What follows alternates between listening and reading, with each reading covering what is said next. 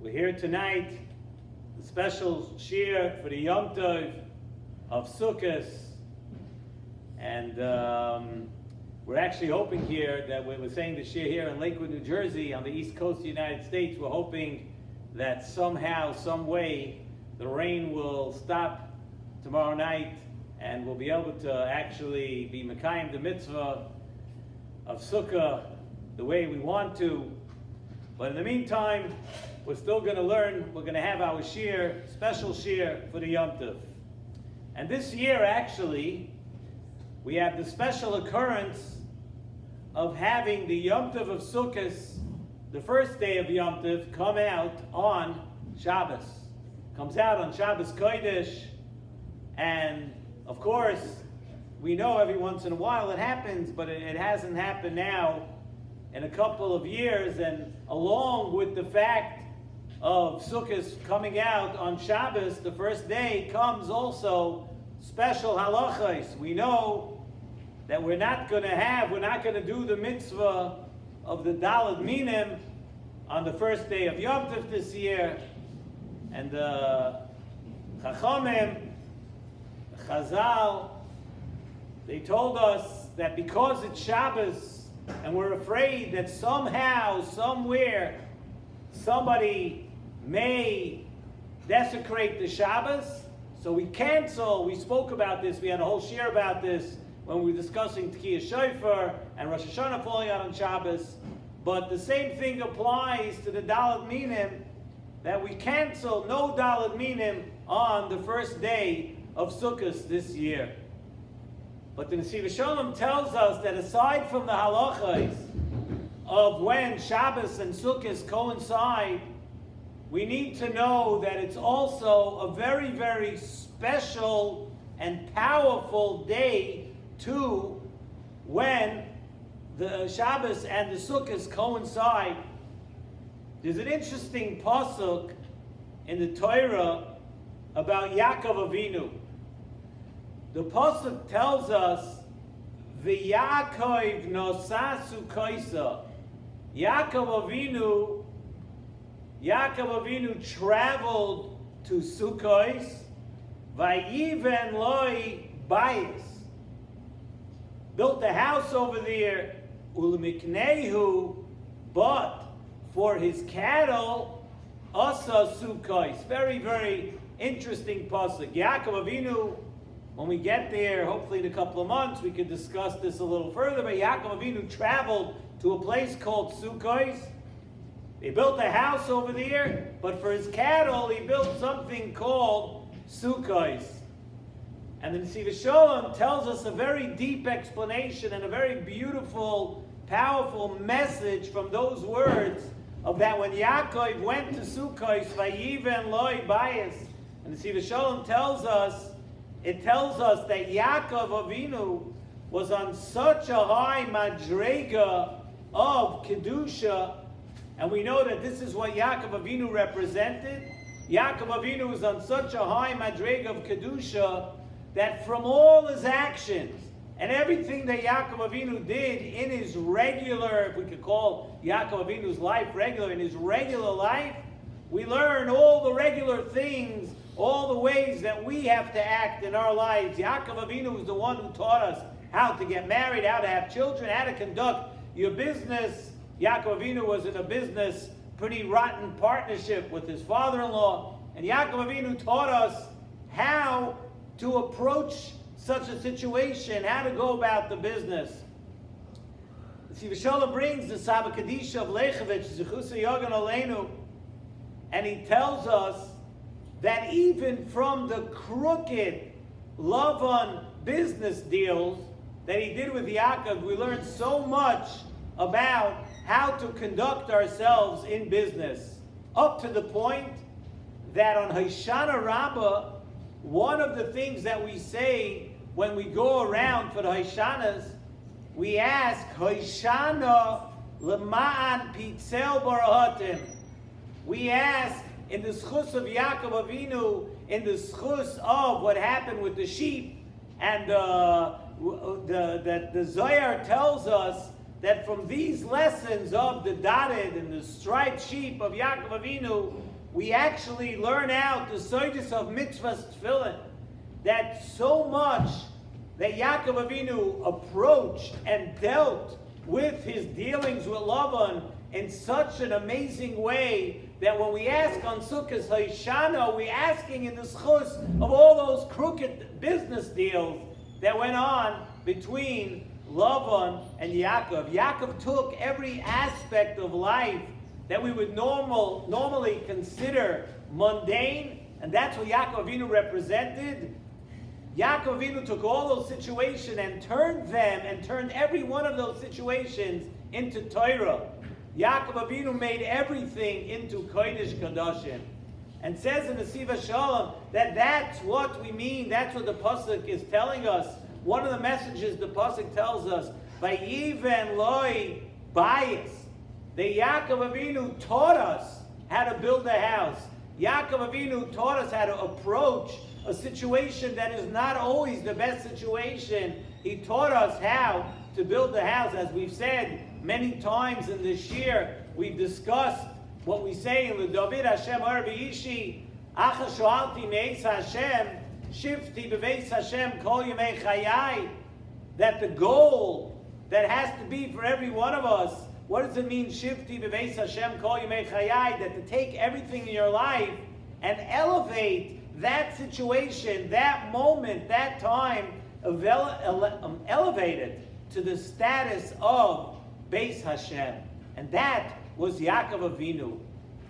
But as we talk a little bit about our Yom Tov also, the end of the Pasuk says in the Nesivos Shalom, that we just explained by even loy bias. Yaakov Avinu taught us how to build a house, how to approach situations, how to build a house and make every situation into Torah, into Kodesh Kodashim. But the message at the end of the Pasuk, Ulemiknehu asa Sukkos, but for his cattle, Yaakov Avinu made a sukkah. Says in Nesivos Shalom, this is the message that brings out. That for all those who are not yet on the madrega of turning everything into Kedusha, Yaakov Avinu made sukkahs.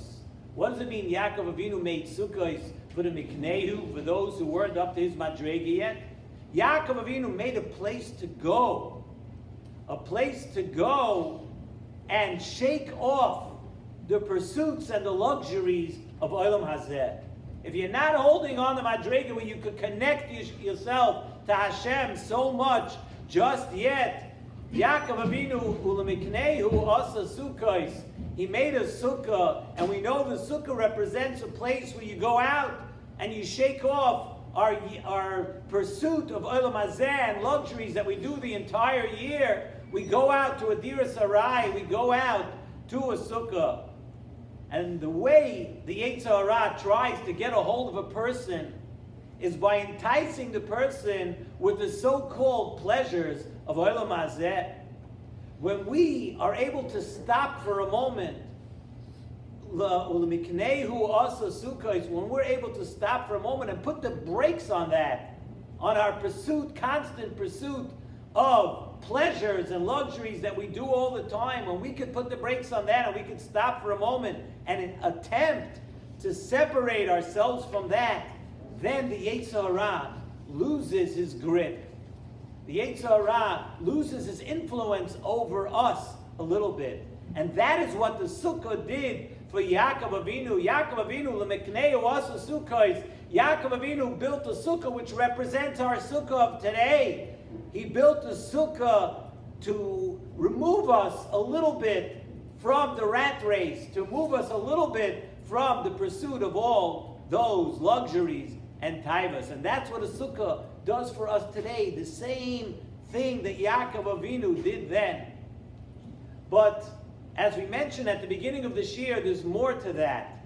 Because when Shabbos and Sukkot are together, it's even more powerful than that.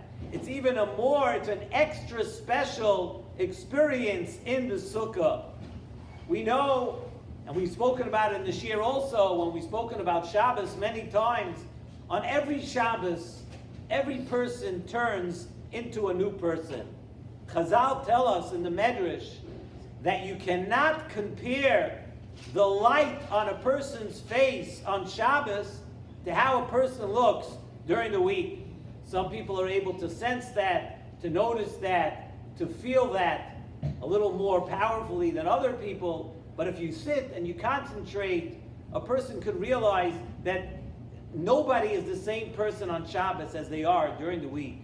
Yerushalmi in Brachas, Daf Aleph, and yes, in Yerushalmi there is a Daf Aleph. It doesn't start with Daf Beis, it starts with Daf Aleph. Those of us who are learning now, the Daf Yomi Yerushalmi, we get to see that Yerushalmi in Brachas Daf Aleph tells us that the mitzvah of Shabbos is Shekula Keneged Kol Mitzvahs B'Torah. Shabbos is on par and equal to all the mitzvahs in the Torah. And if you look and you read, especially if you daven in the Sfard, you daven in the shuls where we're going to say Yotzris, the Yotzris for the second day of Sukkot. I'm not exactly sure how it works out this year. I have to check that up because I know with the Yotzris we turn them around a little bit when it's Shabbos. But in the Yotzris of the second day of Sukkot, it tells us the same exact thing about the Yontiv of Sukkot. The Gemara tells us in Yerushalmi that Shabbos is equal to all the other mitzvahs of the Torah. And in the Yotzris it tells us that the mitzvah of Sukkot is also equal Shekula Keneged Kol HaMitzvah Sheba Torah. And just like Shabbos, which encompasses all the mitzvahs of the Torah, is metaher a person, so too does the Sukkah do that. And this Shabbos, tomorrow night, the first day of Sukkot, when Shabbos and Sukkot come out together, there's the great Tahara of this Shabbos, because the Sukkah is Metayer all your Eivarim. We physically take our entire being into the Sukkah. When you put your whole self in the Sukkah, it creates a certain Tahara, a certain placing ourselves with the Shekhinah within the abode of the Shekhinah. And so too, the Kedusha Shabbos at the same time, tomorrow night, while the Sukkah is Metayer, our Guf and our Eivarim that go, and our limbs that go into the Sukkah, the Shabbos is Metayer and purifies the Pnimius, the inside of a person, the Neshama of a person. Shabbos is a little different than Yontiv. Shabbos goes right inside us. Shabbos is a purifier for the neshama, for the heart, for the moyach, for the mind of a person. So we have this tremendous juxtaposition of different holy things when we walk into the sukkah tomorrow night. So while we will not be doing the Daled Minim, we will not be holding the Lulav and Esrog, we will not be doing all the mitzvahs that we normally do on the first day of Sukkot. But we need to remember when we go into the sukkah tomorrow night, and hopefully we don't have to swim in, we could walk in. When we go into the sukkah, try to understand what it means to you, what it means to every person, where a Shabbos and the Yontiv of Sukkot come together. And if we concentrate on that, if we're cognizant, if we're not asleep at the wheel, if we understand that along with the Simchas Yontiv, and it's a mitzvah d'oraisa, to be happy, Chetzi Lashem, Chetzi Lachem. You're supposed to eat well on Sukkot, supposed to, of course, learn well on Sukkot, but along with all of that comes tremendous madrigas and different things that will come together and be more powerful for every one of us when it comes to Shabbos and Sukkot together. Let's take advantage. Like we always say over here, we don't want to come out of Sukkot and regret and look back and say what I could have done, what I should have felt. This Sukkot, try to feel, try to be in touch, understand what that feeling is in your neshama, understand what that feeling is inside, that good feeling that you get when you're in the sukkah and it's Shabbos together, that good feeling you get is being closer to HaKadosh Baruch Hu. It's bringing us closer. It's a time that you can ask for things, you can daven for things, and it's a time that really shouldn't be missed. Wish everybody a Chag Sameach, and we should all be Zoicha together to sit in the Sukkos Eirish Leviyasan in Yerushalayim, B'mheir B'yameinu. Amen.